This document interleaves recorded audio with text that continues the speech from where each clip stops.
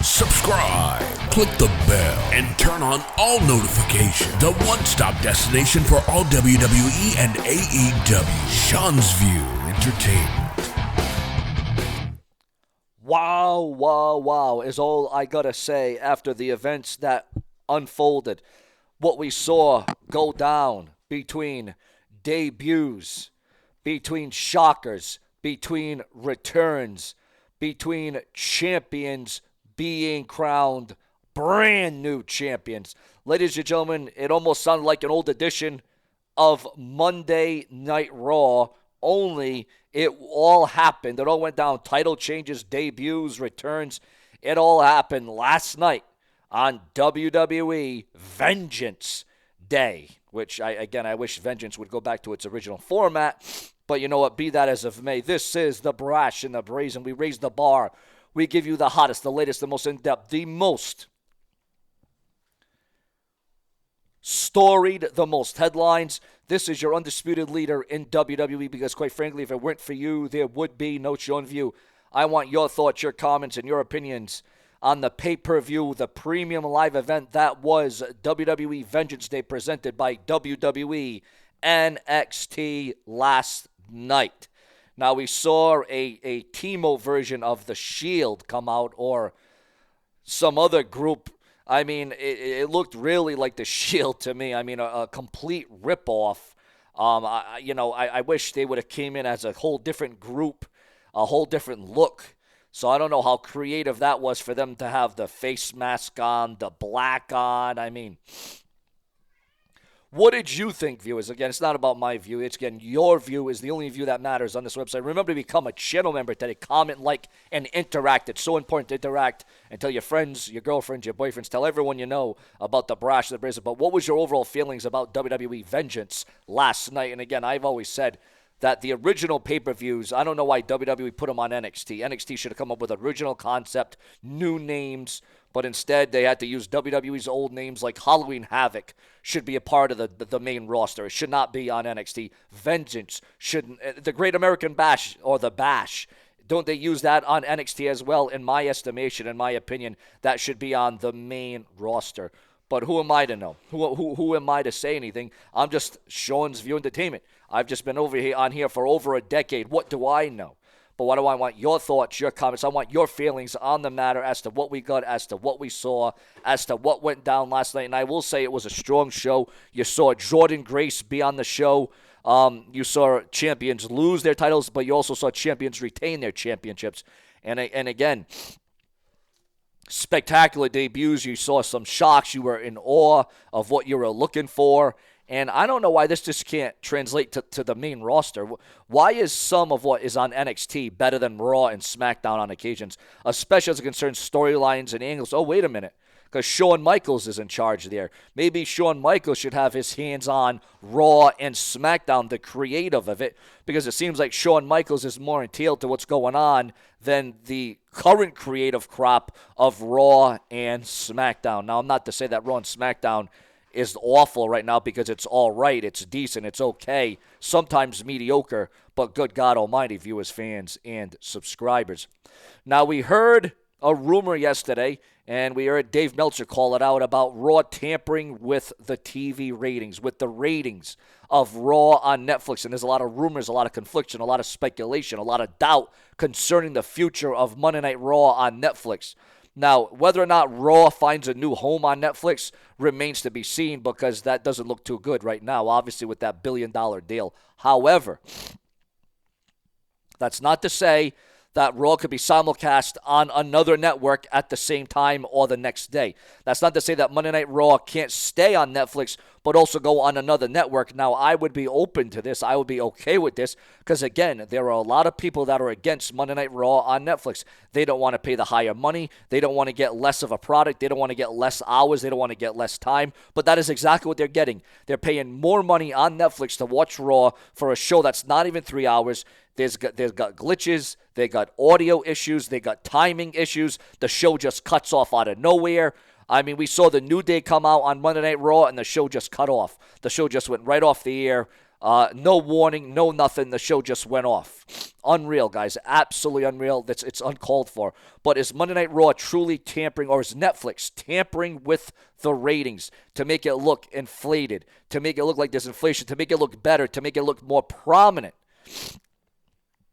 Now, I quite frankly don't know how many Monday Night Raws WWE did this for, or Netflix did this for, but they're going in uncharacteristic ways of counting the number of people that are watching Monday Night Raw on Netflix. Now, you see, there couldn't have been no tampering on the USA Network. There couldn't have been no adjustments on the USA Network. There couldn't have been no fakery. There couldn't have been no foolery of what the WWE did on the USA Network. It was much easier. It was better. It was more formidable. But now, ladies and gentlemen, I'll tell you, it's one of those things. It really is one of those things. But according to those that know, we're receiving word on new news and rumors coming out. WWE Hall of Famer is now now this could lift up the creative team. This could be a coup for the creative team. This could be something good. According to PW Insider, breaking news, massive shakeup to the WWE creative team. Remember to like and comment. WWE Hall of Famer and D-Generation X member DX, the Road Dogg, Jesse James, a.k.a. Brian James, has been named the new co-lead writer for Smackdown, joining and overseeing the brand's creative direction. Your thoughts, your comments, and your opinions on that. MVP says that he decided to leave WWE after Shelton Benjamin was released. Now, let's be honest, guys. Shelton Benjamin was never going to be the main event of WrestleMania. He was never going to be the main event of SummerSlam, but by God, the guy deserved to be at least a one-time world champion. The guy deserved to be at least a one-time world champion, in my opinion. All right? Well, Sean, how could you say Shelton Benjamin would have never been a WrestleMania main eventer? Kofi Kingston was. The Rock was. Roman Reigns was. Was Ron Simmons? Was Farouk ever a WrestleMania main eventer? No. And it's nothing. It's not a race thing. It's not a color thing. It's a me kicking your ass thing if you're going to bring race into it. But the fact of the matter is that Shelton Benjamin was never built up to be that main event guy. But he should have been a world champion, in my estimation. Why WWE still has non-compete clauses despite a government ban against WWE. And WWE released main roster talent typically face a 90-day non-complete period. During a recent Q&A with the dirt sheets, the websites, and the newsletters, Sean Ross Sapp was asked about WWE's 90-day non-compete clauses in light of the government's decision to ban most non-compete agreements. However, as Sapp explained, WWE's clauses function differently from traditional employment contracts, which is why they are still in effect. Seth Rollins wants to run WWE.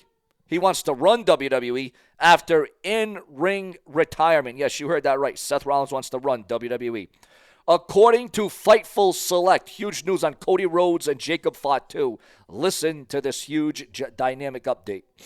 Bobby Roode and Michael Kushabaum produced SmackDown's opening segment. According to Fightful Select, Jamie Noble and Bobby Roode and Michael had a hand in how great this promo was. Also, viewers, fans, and subscribers, former WWE Women's Champion, and no, I'm not talking about Lita, I'm not talking about Trish Stratus, I'm not even talking about Mickie James, because we all know all three of them about to return in some way, shape, or form, whether that be in-ring or whether that be on-screen.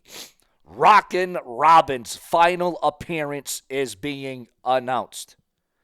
Asuka's X account has been hacked.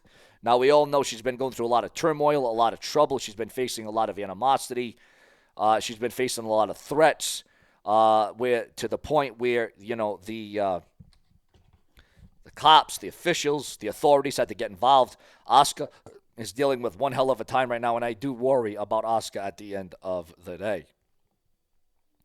Why Josh Alexander is choosing AEW over WWE has been released and revealed online. Ricochet reacts to AEW fans booing Tony Khan in Australia. Hey, say what you want to say. He had it coming, ladies and gentlemen.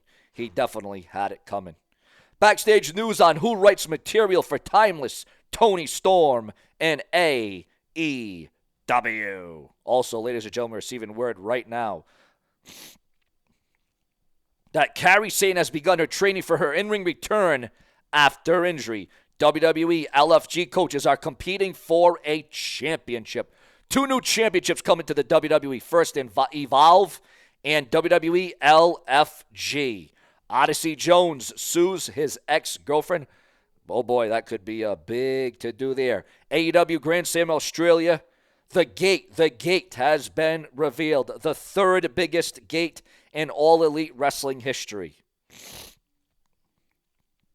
Gunther will defend the world title against 2 major opponents before WrestleMania 41. Who's to say that Gunther will even be the World Heavyweight Champion by the time he gets to WrestleMania 41, as he's going to be defending against, separately, Seth Rollins and then CM Punk.